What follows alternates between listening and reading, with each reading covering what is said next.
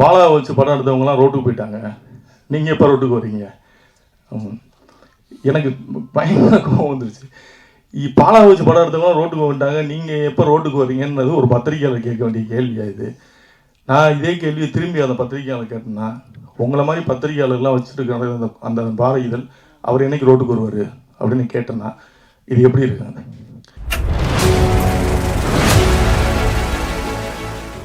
இவ்விழாவிற்கு வந்திருக்கும் பத்திரிகை மற்றும் ஊடக நண்பர்கள் அனைவருக்கும் எனது மாலை நேர வணக்கம். நாற்கரப்போர் இந்த படம் வந்து எங்கள் ஊரை சேர்ந்த அண்ணன் வேலாயுதம் அவர்கள் தயாரிச்சிருக்காரு. பட் அவர் வந்து என்கிட்ட கதை இந்த படத்தை வந்து சொல்லும் போது எனக்கு ஆச்சரியமாக இருந்தது. இப்படி ஒரு கதையை அவர் தேர்ந்தெடுத்ததுக்காகவே அவருக்கு முதல்ல வந்து நன்றி சொல்லணும், வாழ்த்துக்கள் சொல்லணும். ஒரு புது தயாரிப்பாளர் இப்படி ஒரு கதையை தேர்ந்தெடுத்து பண்ணணும்னு நினச்சது வந்து அவருக்கு உண்மையாகவே அவருக்கு வந்து நம்ம வாழ்த்து சொல்லலாம். அந்த இயக்குனரும் அந்த கதையை வந்து மிக நேர்த்தியாக பண்ணியிருக்காரு. இங்கே வெற்றி தோல்விலாம் வந்து சகஜம். ஒரு படம் எடுக்கிறோம், உடனே அது நம்ம வெற்றி பெறணும்னு 1 கோடி கலெக்ஷன் ஆகும் அப்படின்றதெல்லாம் வந்து தாண்டி நம்ம வந்து நம்ம சிறப்பாக நம்ம வேலையை சிறப்பாக செஞ்சுருக்கோமா, அவ்வளோதான். அதுக்கப்புறம் வந்து அது ரசிகர்கள்ட்ட போகும்போது அது எப்படி அவங்க வந்து ஏற்றுக்கிறவும் செய்யலாம், ஏற்றுக்காமல் இருக்கலாம். ஒவ்வொருத்தருக்கும் ஒரு பார்வை இருக்கும்.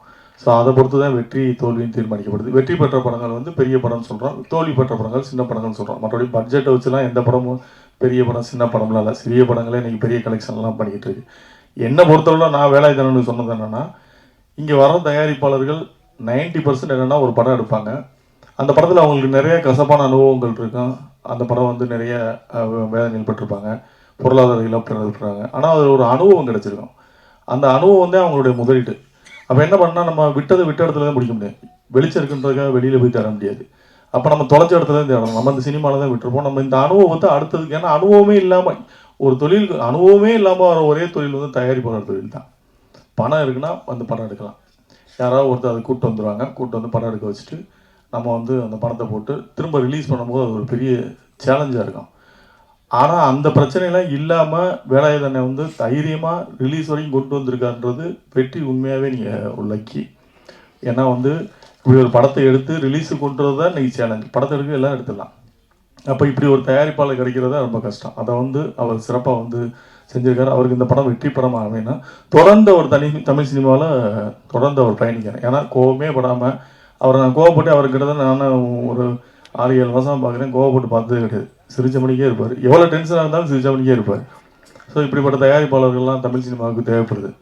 இந்த படத்தில் நடித்த லிங்கேஷாக இருக்கட்டும், சுரேஷ் மேனன் சாராக இருக்கட்டும், அபர்நிதியாக இருக்கட்டும், எல்லாருமே வந்து அவங்களுடைய பாத்திரங்கள் வந்து தெளிவாக பண்ணியிருக்காங்க. நான் சின்ன பையன் உட்பட எல்லாருமே நல்லா பண்ணியிருக்காங்க. அபர்நிதி மிக சிறப்பாக பண்ணியிருந்தாங்க. ஆனால் என்ன ஒரு வருத்தம்னா, அந்த அபர்நிதி வந்து இன்றைக்கி இந்த ஃபங்க்ஷனுக்கு வரல. அது தொடர்ந்து நம்ம தமிழ் சினிமாவில் ஒரு சாவக்கேடு ஆயிடுச்சு, ப்ரமோஷனுக்கு வரமாட்டோம் அப்படின்றது. அந்த அபர்நிதியை வந்து நாங்கள் வந்து நீங்கள் இந்த மாதிரி ப்ரமோஷனுக்கு வரணும் அப்படின்னு சொல்லி அவங்களுக்கு கால் பண்ணி கூப்பிட்டபோது தயாரிப்பாளர் கூப்பிட்ருக்காங்க. கூப்பிட்டதுக்கு வந்து அவங்க நான் வரமாட்டேன், எனக்கு ப்ரமோஷனுக்கு தனியாக காசு கொடுக்கணும் அப்படின்னு கேட்டாங்க. இது புதுசாக இருக்குது, ப்ரமோஷனுக்கு தனியாக காசு கொடுக்கணுன்ற புதுசாக இருக்குன்னு சொல்லிட்டு அப்படி என்கிட்ட சொன்னாங்க. நான் உடனே அந்த பொண்ணுகிட்ட வந்து நான் அடித்து பேசுகிறேன். இது மாதிரி வந்து பப்ளிசிட்டிக்கு நீங்கள் கண்டிப்பாக வரணும். இங்கே வந்து சினிமா வந்து இருக்க நிலைமை ரொம்ப மோசமாக இருக்குது. ஒருத்தர் வந்து ஒரு படத்தை எடுத்து ரிலீஸுக்கு கொண்டு வரான்றது பெரிய விஷயம். அப்போ நீங்கள் பப்ளிசிட்டிக்கு நீங்கள் வரணும்ல, நீங்கள் வராமல் இருக்கிறது நியாயம் இல்லை அப்படிங்கிற மாதிரி சொன்னோம். இல்லை நான் வர முடியாது. ரெண்டாவது அவங்க 2-3 கண்டிஷன் வச்சாங்க. அதெல்லாம் சொன்னால் பெரிய கான்ட்ரவர்சி ஆகிடும். அவங்க வச்ச கண்டிஷன்ஸ்லாம் வந்து நான் ஸ்டேஜில் யாரோட உட்காரணுன்ற வரைக்கும் அவங்க டிக்ளேர் பண்ணுறாங்க. நான் உட்கார்ற ஸ்டேஜில் இவங்கெல்லாம் தான் உட்காரணும், எனக்கு ஈக்குவலானவங்க தான் உட்காரணும் அப்படின்ற வரைக்கும் பேசுனாங்க. எனக்கு பயங்கர கோபம் ஆயிடுச்சு. என்ன இப்படி பேசுகிறாங்க, ஒரு ஆர்டிஸ்ட் வந்து என்ன ஏதுனே தெரியாமல் இப்படி பேசிகிட்டு இருக்காங்கன்னா, நீங்கள் ஒன்று பண்ணுங்கள், உங்களுக்கு வந்து நான் சொல்கிறது புரியலை, நீங்கள் வேணால் நடிகர் சங்கத்தில் கம்ப்ளைண்ட் பண்ணுங்கள். இந்த மாதிரி வந்து இந்த படத்தை வந்து நீங்கள் கூப்பிட்ற ப்ரொமோஷன் கூப்பிட்றாங்க, நான் வரமாட்டேன்னு சொல்கிறேன். என்ன பிரச்சனையாக இருந்தாலும் பேசுவோம், நீங்கள் நடிகர் சங்கத்தில் சொல்லுங்கள். அப்படி இவரும் தயாரிப்பாளர் சங்கத்தில் ஒரு கம்ப்ளைண்ட் கொடுத்துருக்காரு. அந்த கம்ப்ளைண்ட்டுக்கு வந்து உங்கள் தயாரிப்பாளர் சங்கம் கூப்பிட்டுருக்காங்க, அவங்க வரலைன்னு நினைக்கிறேன். அது என்ன ஆச்சுன்னு தெரியல. அப்போ நடிகர் சங்கத்தில் நீங்கள் சொல்லுங்க மாட்டோம்னா நடிகர் சங்க உறுப்பினரே இல்லைன்றாங்க அவங்க. சரி வேறு இவங்களை என்ன தான் பண்ணுறது அப்படின்னு சொல்லிட்டுமா, நீங்கள் வர்றீங்களா வரலையா அப்படின்னு. நான் முடியாது சார், எனக்கு 3 லட்ச ரூபா கொடுத்தா நான் வரேன் பப்ளிசிட்டிக்கு, இல்லைன்னா வரமாட்டேன். ரொம்ப நன்றி, நீங்கள் வாங்கிங்க, உங்களுக்கு 3 லட்ச ரூபா கொடுக்குறதா நாங்கள் வேறு மாதிரி பப்ளிசிட்டி கொஞ்சம் பண்ணிக்கிறோம், விட்டுருங்க அப்படின்னு சொல்லிட்டு விட்டாச்சு. அப்புறம் 2 நாள் பொறுத்து கால் பண்ணாங்க. சாரி சார், நான் தெரியாமல் பேசிட்டேன், அன்றைக்கி யாருன்னு தெரியாமல் பேசிட்டேன், சாரி நான் மன்னிச்சிருங்க, நான் வந்து அந்த ஃபங்க்ஷனுக்கு வரேன், நான் ப்ரமோஷன்ஸ்லாம் வரேன். நான் இதுக்கு இருக்குங்க சாரி, பரவாயில்ல, நீங்கள் சப்போர்ட் பண்ணுங்கள். அந்த இயக்குனர் வந்து புதுசாக படம் பண்ணுறாரு, உங்களோட நிறைய கலைஞர்கள் நடிச்சிருக்காங்க, நீங்கள் கொஞ்சம் ஃபெமிலியரான ஆள் வந்தீங்கன்னா உங்கள் சப்போர்ட் கொஞ்சம் யூஸாக இருக்கும், வாங்கன்னு சொன்னேன். அதுக்கப்புறம் என்ன ஆச்சுன்னு தெரில, அவங்க வரலன்னு நினைக்கிறேன். என்ன சொன்ன, உங்கள்கிட்ட தான் பேசினாங்களா? அவுட் ஆஃப் ஸ்டேஷன்ட்டாங்களா? ரைட்டு, அப்படியே இருக்க சொல்லுங்கள். அவுட் ஆஃப் ஸ்டேஷனே இருக்கட்டும், உள்ளே வர வேணாம். தமிழ் சினிமாவுக்கு இப்படிப்பட்ட நடிகைகளே தேவையில்லை. அவங்க அவுட் ஆஃப் ஸ்டேஷனே இருக்குது தமிழ் சினிமாவுக்கு நல்லது. ஏன்னா இந்த மாதிரி ப்ரொடியூசர்களை வந்து காயப்படுத்திட்டு பணம் போட்டு படம் எடுத்தவங்களை காயப்படுத்திட்டு அவங்க தமிழ் சினிமாவுக்கு வந்து என்ன பண்ண போகிறாங்க? அவங்க அவுட் ஆஃப் ஸ்டேஷனே அப்படியே இருக்கட்டும். அது இதை கூட இங்கே எதுக்கு சொல்கிறேன்னா, மற்ற தயாரிப்பாளர் தெரிஞ்சுக்கணும்னு சொல்கிறேன். ஒரு நடிகைகள் எப்படி இருக்காங்க அப்படின்றது தெரிஞ்சுக்கணும்னு சொல்கிறேன். இந்த கோமல் சர்மா அந்த படத்தில் நடிக்கிற கூப்பிட்ருக்காங்க, இந்த வந்திருக்காங்க. நமிதா அவங்க பிஸினே கூப்பிட்றாங்க, வந்திருக்காங்க. ஸோ ப்ரமோஷனுக்கு வரலைன்னா என்ன அது என்ன ஆக்டிவிட்டின்னு தெரியல. இது ரொம்ப வருத்தமான ஒரு விஷயமா இருக்குது. அப்புறம் எல்லாரும் என்னை பற்றி சொன்னாங்க, நான் வந்து படம் சரியான படங்கள் அப்படிலாம் கிடையாது. எனக்கு வந்து அண்ணன் வேலை இதனை வந்து நம்ம ஊருக்காரு, சரி அவருக்கு சப்போர்ட் பண்ணணும் அப்படின்றார். ஏதாவது நல்ல படங்கள்னால் நமக்கு வந்து சமீபத்தில் நான் மீரா கதிரவனோட படம் பார்த்தேன். மிகச்சிறந்த படம். இப்போ சொல்கிறேன், எழுதி வச்சுங்க. அந்த படம் வந்து தமிழ் சினிமாவில் வந்து பெருசாக பேசப்படும். அந்த மாதிரி ஒரு படம். எனக்கு ஒரு படம் பிடிச்சதுன்னா எனக்கு அந்த படம் வந்து ஏதாவது ஒன்று பண்ணணும்னு எனக்கு மனசுக்குள்ள ஒரு ஜெயிக்கிறோம் தோக்குறோம்லாம் தாண்டி எனக்கு கதை பிடிக்கணும். ரெண்டாவது வந்து அந்த படத்தில் ஏதாவது ஒரு கருத்து இருக்குன்னா பண்ணுவேன், இல்லைன்னா வந்து அது எனக்கு பெருசாக நாட்டம் போகாது. அப்படி தான் நான் பண்ணுறது. அப்படி பார்க்கப்பட்ட படங்களில் இந்த நாற்கர போகிறேன் எனக்கு வந்து இதில் பேசக்கூடிய அரசியல் எனக்கு ரொம்ப பிடிச்சிருந்தது. இது வரைக்கும் யாரும் சொல்லாத ஒரு விஷயம். நான் மிக மிக அவசரத்தில் சொன்ன மாதிரி அந்த கண்டென்ட் மாதிரி இதுலேயும் இந்த விஷயம் வந்து இது வரைக்கும் யாரும் தொடாத ஒரு ஏரியாவை அந்த இயக்குனர் தொட்டிருப்பார். அதை நேர்த்தியாக கைச்சிருவார். ஸோ அதனால் இந்த படத்துக்கு வந்து நம்ம ஆதரவு கொடுக்கணும் அப்படின்னு நினச்சிட்டு இந்த படத்துக்கான வேலைகளை ஆரம்பித்தான். தயாரிப்பாளர்கள் முக்கியம் அப்படின்லாம் எல்லாரும் பேசலாம். இன்றைக்கி ஈவினிங் எனக்கு ஏற்பட்ட ஒரு கதை, இவங்கெல்லாம் இதில் பேசும்போது எனக்கு மைண்டில் ஃபுல்லாக தான் ஓடிக்கிட்டு. இன்றைக்கி சாயந்தரம் ஏற்பட்ட ஒரு கசப்பான அனுபவம். சமீபகாலம் பார்த்தீங்கன்னா, நான் பத்திரிகையாளர்களுக்கு எல்லாருக்குமே நல்ல நண்பர்கள், எல்லாருமே என்னுடைய சகோதரர்கள், எல்லாரையும் நான் நெருங்கி பேசக்கூடிய எல்லாருமே நேரடியாக பேசக்கூடிய நண்பர்கள். எல்லாருமே எனக்கு இங்கே இருக்க பத்திரிகையாளர்கள் அத்தனை பேருமே நேரடி தொடர்பில் இருக்கவங்க, எல்லாருமே அண்ணன் தம்பியாக பழகக்கூடிய ஒரு சமீப காலமாக ஒரு வார இதழில் வந்து தொடர்ந்து வணங்கானை பற்றி தவறான செய்தி வந்துக்கிட்டே இருந்தது. எனக்கும் பாலாண்ணனுக்கும் பிரச்சனை, பாலாண்ணனுக்கு எனக்கும் பணத்தினால பிரச்சனை என்னென்னு சொல்கிறாங்க. நான் கடந்து போயிடுறது. என்ன பஞ்சாயத்து? ஒருவேளை பஞ்சாயத்து இருந்தால் நீங்களே வந்து கூட தீர்த்து வச்சுட்டு போயிருங்க. எங்கள் 2 பேருக்கு எதுவும் பஞ்சாயத்துனா சரி பரவாயில்ல, நீங்களே வந்து தீர்த்து வச்சுட்டு போயிருங்க அப்படின்னு கூட எனக்கு நுழைந்து எதுக்கு எழுதுறாங்க அப்படின்னு. இந்த இது பிரச்சனை ஒரு பக்கம் போயிட்டு இருக்கும்போது இன்னைக்கு சாயந்தரம் அதே பத்திரிகையிலேருந்து ஒரு இன்டர்வியூக்காக வந்திருந்தாங்க.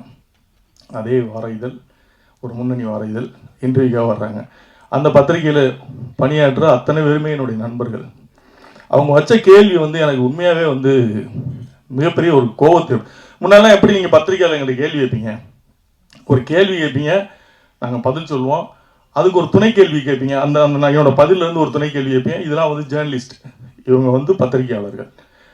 அந்த அந்த தரத்தில் தான் எனக்கு பத்திரிகையாளர்கள். ஆனால் ஒரு கேள்வி எப்போ நான் ரவி பெர்னாட் சார்லாம் வந்து அப்போ பார்த்து பிரமிச்சிருக்கேன் அவரோட கொஸ்டின்ஸ்லாம். அப்படி நான் பத்திரிகையாளர் வந்து ரொம்ப நேசிக்கக்கூடியது. ஏன்னா எனக்கு சோசியல் மீடியாவில் யாராவது ரொம்ப அழகாக எழுதியிருந்தாங்கன்னா ஆர்டிக்கல் எழுதினா, கவிதா பரஞ்சன் ஆர்டிக்கலுக்குலாம் நான் வந்து எனக்கு ரொம்ப பிடிக்கும். அப்படி எனக்கு ஒரு சோசியல் மீடியாவில் அந்த ஃபேஸ்புக்கில் வந்து நிறைய பேரை வந்து நான் ஃபாலோ பண்ணுவேன். நான் அவங்களுக்கு கமெண்ட்ஸ் கொடுக்குறேன், அதெல்லாம் கிடையாது, ஆனால் ஃபாலோ பண்ணுவேன் அவங்க என்ன எழுதுறாங்க. அப்போ இவர் இன்டர்வியூ வந்திருக்காரு. இன்டர்வியூ வரும்போதே ஒரு 15 கொஸ்டின் வச்சுருக்காரு. இப்போலாம் வந்து கொஸ்டின் வந்து கேட்குறது கிடையாது, எழுதிட்டு வந்துடுது. ஆஃபீஸில் உட்காந்து ப்ரிப்பேர் பண்ணி வந்துட்டு அந்த கொஸ்டினை வச்சுட்டு ஒவ்வொரு கேள்வியாக வந்து கேட்ட கேள்வி எல்லாமே அமைச்சராக இருந்தது. எல்லாத்துக்கும் பதில் சொன்னேன். கடைசியில் ஒரு கேள்வி கேட்டார், பாலாவை வச்சு படம் எடுத்தவங்களாம் ரோட்டுக்கு போயிட்டாங்க, நீங்கள் எப்போ ரோட்டுக்கு வரீங்க? எனக்கு பயங்கர கோவம் வந்துருச்சு. பாலாவை வச்சு படம் எடுத்தவங்களாம் ரோட்டுக்கு வந்துட்டாங்க, நீங்கள் எப்போ ரோட்டுக்கு வரீங்கன்றது ஒரு பத்திரிகையாளர் கேட்க வேண்டிய கேள்வியாக இது. நான் இதே கேள்வியை திரும்பி அந்த பத்திரிகையாளர் கேட்டேன்னா, உங்களை மாதிரி பத்திரிகையாளர்லாம் வச்சுட்டு இருக்கிற அந்த வார இதழ் அவர் என்னைக்கு ரோட்டுக்கு வருவார் அப்படின்னு கேட்டேன்னா இது எப்படி இருக்காங்க? எனக்கு ரொம்ப இன்னைக்கு இந்த மேடையில் நான் வந்து உட்காந்துருக்கும் போது எனக்கு மைண்டில் தான் ஓடிட்டு இருந்துச்சு. இவங்க எல்லாம் பேசும்போதுலாம் எனக்கு வந்து அந்த செய்தி மட்டுமே மைண்டில் ஓடிச்சு. இவ எப்படி இப்படி கேட்குறாங்க? ஒரு படத்தை கோடிக்கணக்கில் போட்டு எடுக்கிறோம், ஒரு ஒரு ஒரு தகுதியான ஒரு கேள்வி இல்லாமல் அப்படி வந்து நீங்கள் எப்போ ரோட்டுக்கு வருவீங்க அப்படின்னு கேட்டால் இது என்ன கேள்வி? இது எப்படி இதை ஏற்றுக்கிறது என்னன்னு எனக்கு தெரில. இனிமேலாவது அந்த பத்திரிகை, நான் பேர் நாகரிகங்கிறது அந்த பேர் சொல்லக்கூட விரும்பலை, இனிமேலாவது அந்த பத்திரிகையில் பணிபுரிவர்களும் சரி, அந்த பத்திரிகை நிர்வாகமும் சரி, கொஞ்சம் உங்கள் செய்தியாளர்கிட்ட கொஞ்சம் அனுபவமான கேள்விகளை கேட்க சொல்லுங்கள். ஏன்னா இது எங்களை காயப்படுத்துது. எவ்வளோ வலி இருக்குன்னு யோசிச்சு பாருங்கள். கோடிக்கணக்கில் பணம் போட்டு நிற்கிறோம் நாங்கள். எப்போ நீங்கள் ரோட்டுக்கு வருவீங்கன்னு கேட்குறது. அதே கேள்வியை நீங்கள் வேறு மாதிரி கேட்கலாம். பாலா வச்சு படம் எடுத்தவங்கலாம் ரோட்டுக்கு வந்துட்டாங்க ஏற்கனவே அப்படின்னு ஒரு டாக் இருக்குது. இதை பற்றி இந்த விமர்சனத்தை பற்றி நீங்கள் என்ன கேட்குறீங்கன்னா அது நியாயமான கேள்வி. நீங்கள் எப்போ ரோட்டுக்கு வருவீங்கன்னு கேட்குறது என்ன கேள்வின்னு எனக்கு ஒன்றும் புரியலை.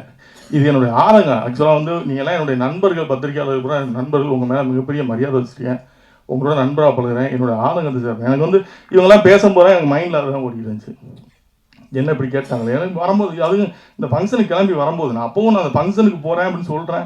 இல்லை ஒரு 10 நிமிஷம் தானே உட்காந்து முடிச்சுட்டு போயிருங்கன்னு சொன்னோன்னே சரி அப்பவும் அந்த இம்பார்ட்டன்ஸ் கொடுத்து ஓகே நம்மளை மதித்து ஒருத்தர் வர்றாங்க கொடுப்போம்னு சொல்லி கொடுக்கும்போது கேட்ட கேள்வி வந்து எனக்கு ரொம்ப ஹர்ட் ஆயிடுச்சு. எனிவே இந்த நாற்கர போர் படத்தில் வந்து பணியாற்றின அத்தனை பேருக்கும் என்னுடைய வாழ்த்துக்கள். இந்த படம் வந்து ஒரு மிகச்சிறந்த படமாக வரணும். இதில் பேசப்பட்ட கருத்துக்கள் வந்து விவாதிக்கப்பட வேண்டிய ஒரு கருத்துக்கள். இதை வந்து எல்லாருமே தெரிஞ்சுக்க வேண்டிய, விவாதிக்கப்பட வேண்டிய ஒரு கருத்துக்கள்.